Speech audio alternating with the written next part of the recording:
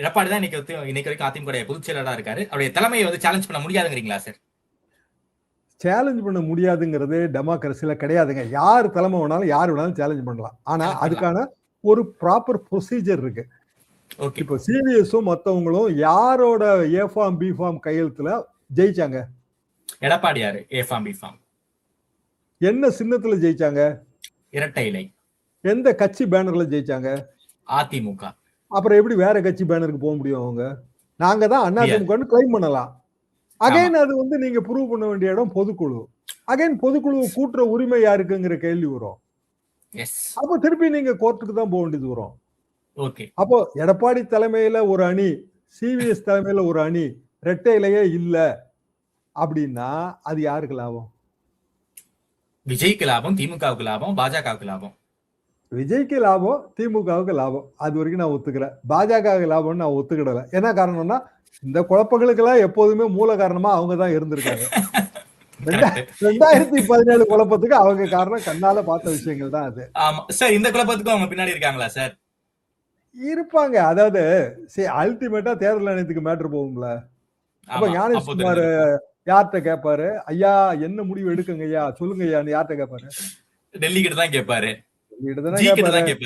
G கிட்ட தானே கேட்க முடியும். அப்ப அந்த இடத்துல தேர்தல் ஆணையத்தோட நடுநிலை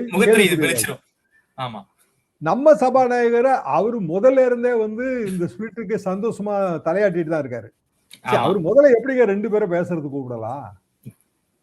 அந்த இடத்துல அவரு நடுநிலை தவறிவிட்டார். அவ்வளவுதான், தவறிவிட்டார். இப்ப எந்த முடிவு எடுத்தாலும் அது கோர்ட்டுக்கு போக போகுது. அப்போ என்ன சொல்ல போறாங்க? ஏற்கனவே நடுநிலை தவறிட்டாரு, இவர் பேர்ல எங்களுக்கு நம்பிக்கை இல்லைன்னு சொல்லுவாங்க. சரி, சபாநாயகர் தேர்தலையே எதுக்குங்க எல்லா கட்சியும் அவாய்ட் பண்ணாங்க? தேர்தல்னு ஒண்ணு போட்டின்னு வந்துருச்சுன்னா சபாநாயகர் மேல முதலே ஒரு இக்கனா வந்துருங்கிறதுனால தானே போட்டி போடல. இப்ப இவருக்கு எதிராக ஒரு கேண்டிடேட்டை நிறுத்தி இவரு 118 120 வாங்கி இன்னொருத்தர் 114 வாங்கி இருந்தா சட்டமன்றமே 2ஆ பிளவுபட்ட மாதிரி இருக்கும். அதனால நம்ம சபாநாயகர் தேர்தலில் வந்து போட்டியை தவிர்க்கிறோம். நம்ம காலங்காலமா தவிர்க்கிறோம். அதுவே சபாநாயகருக்கு ஏகோபித்த ஆதரவு இருக்குன்னு அவர் எடுத்துக்க கூடாது. சபாநாயகர் எதுக்கு கட்டுப்பட்டு நடக்கணும்னா மரபுக்கு கட்டுப்பட்டு நடக்கணும், சட்டமன்ற விதிகளுக்கு கட்டுப்பட்டு நடக்கணும்.